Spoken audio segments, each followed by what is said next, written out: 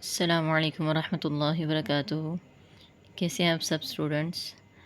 امید ہے کہ آپ ٹھیک ہوں گے۔ اللہ تعالیٰ ہم سب کو اپنے حفظ و ایمان میں رکھے۔ قال النبی صلی اللہ علیہ وسلم الماہر بالقرآن مع السفرۃ الکرام بررہ۔ نبی مکرم صلی اللہ علیہ وسلم نے فرمایا، قرآن مجید کا ماہر جو قرآن مجید میں مہارت رکھتا ہے، اس کے معنی و مفہوم کو سمجھتا ہے، اس پر عمل کرتا ہے، اس کو اچھے طریقے سے ادا کرتا ہے، اس کے الفاظ کو، مع السفرۃ الکرام بررہ، وہ معزز لکھنے والے فرشتوں کے ساتھ ہوگا۔ ماشاءاللہ، کیا اعزاز اور کیا مرتبہ ہے قرآن مجید میں مہارت رکھنے والے کا۔ اللہ تعالیٰ ہم سب کو ماہر قرآن، عالم قرآن اور عامل قرآن بنائے۔ جی تو اسٹوڈنٹس، آج کا ہمارا سبق ہے فعل مضارع۔ فعل مضارع وہ فعل جو یہ بتائے کہ یہ کام موجودہ زمانے میں ہوا ہے یا مستقبل میں ہوگا۔ کیا ہم نے پڑھا ہے اس کی تعریف میں؟ جو یہ بتائے کہ یہ کام موجودہ زمانے میں ہوا ہے یا مستقبل میں ہوگا۔ مثلاً یضربو، وہ ایک مرد مارتا ہے یا مارے گا۔ تو اس سے ہمیں سمجھ آ رہی ہے کہ فعل مضارع جو ہے نا، اس میں دو زمانے پائے جاتے ہیں۔ جیسا کہ آپ کو پتہ ہے کہ زمانے تو تین طرح کے ہوتے ہیں، ایک ماضی، ایک موجودہ اور ایک مستقبل۔ تو ماضی کا تو ہم پڑھ چکے ہیں، اب ہم پڑھ رہے ہیں فعل مضارع۔ فعل مضارع اس میں دو زمانے آتے ہیں، حال بھی آتا ہے اور مستقبل بھی آتا ہے، ٹھیک ہے؟ تو اس لیے یہ جو یضربو ہمارے سامنے مثال لکھی ہوئی ہے، اس کا ترجمہ ہم کریں گے۔ آپ کو پتہ ہے ضربہ کا معنی تو مارنا ہوتا ہے، تو یہ ہمارے سامنے فعل مضارع لکھا ہوا ہے جس میں دو زمانے پائے جاتے ہیں، اس لیے ہم اس کا ترجمہ کرتے ہوئے وقت بھی دو زمانوں کی بات کریں گے۔ وہ ایک مرد مارتا ہے یا مارے گا۔ مارتا ہے تو یہ اس میں موجودہ زمانہ آ گیا، مارے گا مستقبل آ گیا، ٹھیک ہے؟ فعل مضارع کی بھی دو اقسام ہیں، فعل مضارع معروف، فعل مضارع مجہول۔ آپ کو پتہ ہے معروف وہ ہوتا ہے جس میں کام کرنے والا موجود ہو، اور مجہول وہ ہوتا ہے جس میں کام کرنے والا موجود نہ ہو۔ اب ہے فعل مضارع۔ فعل مضارع کا طریقہ کیا ہے؟ فعل مضارع بنتا کس سے ہے اور کیسے بنتا ہے؟ تو اس کا طریقہ یہ ہے کہ فعل مضارع جو ہے نا، یہ فعل ماضی سے بنتا ہے۔ کس سے بنتا ہے؟ فعل ماضی سے۔ ماضی کے شروع میں الف، تا یا نون لگانے سے بنتا ہے۔ غائب کے شروع میں یا لگاتے ہیں، حاضر کے شروع میں تا لگاتے ہیں، واحد متکلم کے شروع میں الف لگاتے ہیں، اور جمع متکلم کے شروع میں نون لگاتے ہیں۔ مطلب یہ ہے کہ یہ چار علامتیں جو ہیں نا، یہ فعل مضارع کی ہیں۔ ضربہ کے شروع میں یہ چار علامتیں جب آ جاتی ہیں تو آپ کو یہ علامتیں دیکھ کر سمجھ آ جائے گا کہ یہ فعل مضارع ہے، اور اس میں حال یا مستقبل کا آپ نے ترجمہ کرنا ہے، ٹھیک ہے؟ تو اب یہ چار علامتیں ہیں۔ تو میں نے آپ کو بتایا کہ جو یا ہے نا، یا یہ غائب کے شروع میں لگاتے ہیں۔ جب آپ وہ کرتے ہیں، اس کرتے ہیں، تو غائب کے شروع میں یا لگاتے ہیں، اور جب حاضر کا کرتے ہیں تو حاضر، آپ کو پتہ ہے حاضر کی علامت تو اکثر تا ہی ہوتی ہے، ٹھیک ہے؟ تا ہی ہوتی ہے حاضر کی علامت۔ تو حاضر کے صیغے جب آپ بناتے ہیں، فعل مضارع حاضر بناتے ہیں، تو اس کے شروع میں تا لگتا ہے، پھر آپ تو، تم والا ترجمہ کرتے ہیں۔ اور واحد متکلم، آپ کو پتہ ہے متکلم کے بھی دو صیغے ہوتے ہیں، ایک واحد متکلم ہوتا ہے جس میں میں ایک مرد یا میں ایک عورت آتا ہے، اور ایک جمع متکلم ہوتا ہے جس میں ہم دو عورتیں یا دو مرد، ہم سب مرد یا ہم سب عورتیں آتی ہیں، ٹھیک ہے؟ تو واحد متکلم کے شروع میں جب آپ میں کہہ کے آپ کو بات کرتے ہیں تو اس میں الف لگایا جاتا ہے، اور جمع متکلم کے شروع میں نون لگاتے ہیں، ٹھیک ہے؟ جیسے ہمارے سامنے ایک مثال لکھی ہوئی ہے ضربہ سے، یضربو۔ ضربہ فعل ماضی ہے، اس ایک مرد نے مارا، اور یضربو کیا ہے؟ فعل مضارع ہے، وہ ایک مرد مارتا ہے یا مارے گا۔ اب دیکھیں ہم نے کیا تبدیلی کی ہے فعل ماضی سے فعل مضارع بناتے ہوئے۔ فعل ماضی تھا ضربہ، اور اسے ہم نے بنایا یضربو۔ تو ہم نے پڑھا تھا کہ ماضی کے شروع میں الف، تا یا نون لگانے سے بنتا ہے، ماضی کے شروع میں۔ اب فعل ماضی میں جو ضربہ ہے اس کے 3 حرف ہیں، اور اس سے پہلے ہم نے یا لگا دیا۔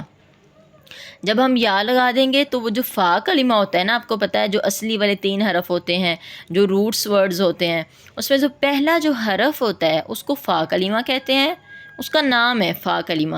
دوسرے والا جو حرف ہوتا ہے جیسے کہ یہاں پر را ہے زاربا میں تو اس کو عین کلمہ کہتے ہیں، اور جو تیسرا حرف ہوتا ہے اس کو لام کلمہ کہتے ہیں۔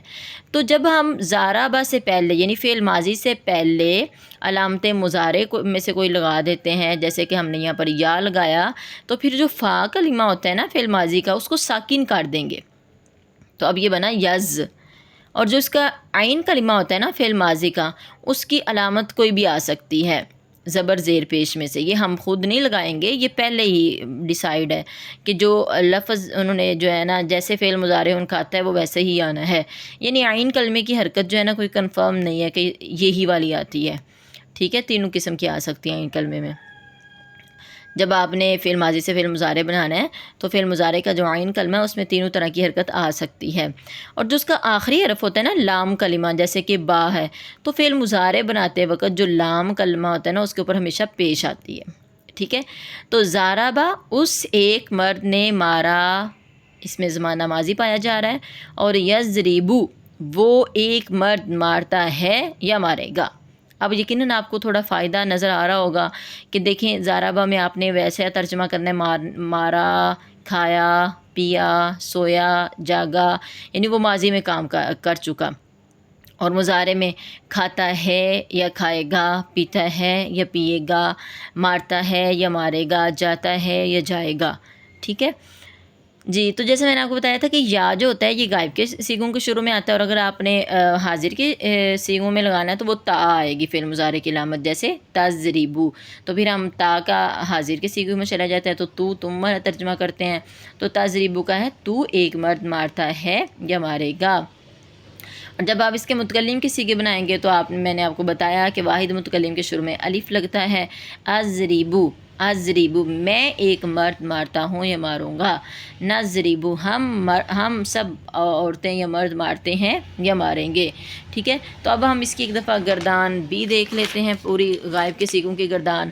تو جیسا ہم نے ماضی میں پڑھا تھا نا کہ ماضی کے غائب کے 6 صیغے ہوتے ہیں، پھر اس کے حاضر کے 6 صیغے ہوتے ہیں، اور 2 متکلم کے ہوتے ہیں، تو ٹوٹل جو ماضی کی گردان ہوتی ہے، ماضی معروف ہو یا ماضی مجہول ہو، 14 صیغے ہوتے ہیں، ٹھیک ہے۔ بالکل اسی طرح فعل مضارع کے بھی 14 صیغے ہوتے ہیں، 6 غائب کے ہوتے ہیں، 6 حاضر کے اور 2 متکلم کے ہوتے ہیں۔ اب جو 6 غائب کے ہوتے ہیں نا اس میں سے بھی پہلے والے 3 مذکر کے لیے ہوتے ہیں، دوسرے والے 3 مؤنث کے لیے ہوتے ہیں۔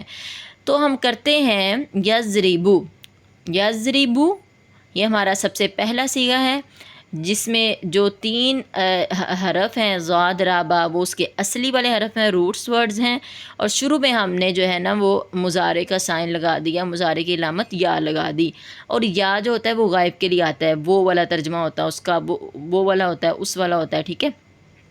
یضربو وہ ایک مرد مارتا ہے یا مارے گا، یضربو سے جب ہم نے تثنیہ بنانا ہے تو آپ کو پتہ ہے الف جو ہوتا ہے وہ ہمیشہ تثنیہ کی علامت ہوتا ہے، ٹھیک ہے۔ اور جیسے آپ نے بتایا جب ہم نے ماضی کی گردان پڑھی تھی تو ہم نے کیا پڑھا تھا، زاربا، زاربا الف لگایا تھا نا تثنیہ بناتے وقت، لیکن مضارع میں الف کے ساتھ نون بھی آئے گا، ٹھیک ہے۔ یضربانی وہ 2 مرد مارتے ہیں یا ماریں گے، وہ ہم کس کا ترجمہ کر رہے ہیں، یا کا وہ 2 مرد مارتے ہیں یا ماریں گے۔ اور جب آپ نے جمع بنانا ہے تو میں نے آپ کو بتایا تھا کہ واو جو ہوتی ہے نا وہ جمع کی علامت ہوتی ہے، ٹھیک ہے، لیکن واو کے ساتھ نون بھی آئے گا، ٹھیک ہے، تو وہ کیا بن جائے گا، یضربونا، یضربونا وہ سب مرد مارتے ہیں یا ماریں گے۔ تو یہ پہلے والے 3 صیغے تو ہو گئے مذکر کے لیے۔ اب جو دوسرے والے 3 صیغے ہیں وہ مؤنث کے لیے، اگر آپ نے کہنا ہے کہ وہ ایک عورت مارتی ہے یا مارے گی تو آپ نے کرنا ہے تضربو۔ اب آپ کا یہ سوال آئے گا کہ یہ تا آپ نے یہاں پر کیوں لگا دی، یہاں پر بھی جا آنی چاہیے تھی۔ تو اس میں جو واحد مؤنث غائب اور تثنیہ مؤنث غائب ہیں اس میں تا لگتا ہے، لیکن کیا ہوتا ہے جو آخری والا صیغہ ہوتا ہے نا جمع مؤنث غائب کا، اس میں پھر یا واپس آ جاتی ہے۔ اب سوال یہ ہے کہ اس میں تا ہم نے کیوں لگائی جبکہ غائب میں تو یا ہی آتا ہے۔ تو بات اصل میں یہ ہے کہ اگر ہم یہاں پر یا لگا دیتے تو وہ کیا بن جانا تھا، وہ بالکل اس میں اور مذکر کے اور مؤنث کے واحد کے صیغے میں کوئی فرق نہیں واضح ہونا تھا، ٹھیک ہے، ایک جیسے ہو جانے تھے۔ بالکل اسی طرح وہ اس کا تثنیہ کے جو صیغے ہیں وہ بھی ایک جیسے ہو جاتے۔ اگر ہم یہاں بھی یا لگاتے تو پھر ہونا تھا یضربو، یضربانی، یضربنا، یعنی واحد مذکر غائب کا صیغہ بھی ایک جیسا ہو جاتا اور واحد مؤنث غائب کا بھی ایک جیسا ہو جانا تھا، اور تثنیہ مذکر غائب کا بھی وہی ہو جاتا اور تثنیہ مؤنث غائب کا بھی وہی ہو جاتا، لہٰذا ہم نے یہاں پر تا لگا دی، ٹھیک ہے، لیکن ترجمہ اس کا وہ والا ہی ہوگا، ٹھیک ہے۔ تو تضریبو وہ ایک عورت مارتی ہے یا مارے گی، تضریبانی وہ دو عورتیں مارتی ہیں یا ماریں گی، لیکن جب جمع مؤنث غائب آئے گا تو وہ اس کا یا واپس آ جائے گا، تو وہ بنے گا یضربنا۔ اچھا، اب یہاں پر یا کیوں واپس آیا؟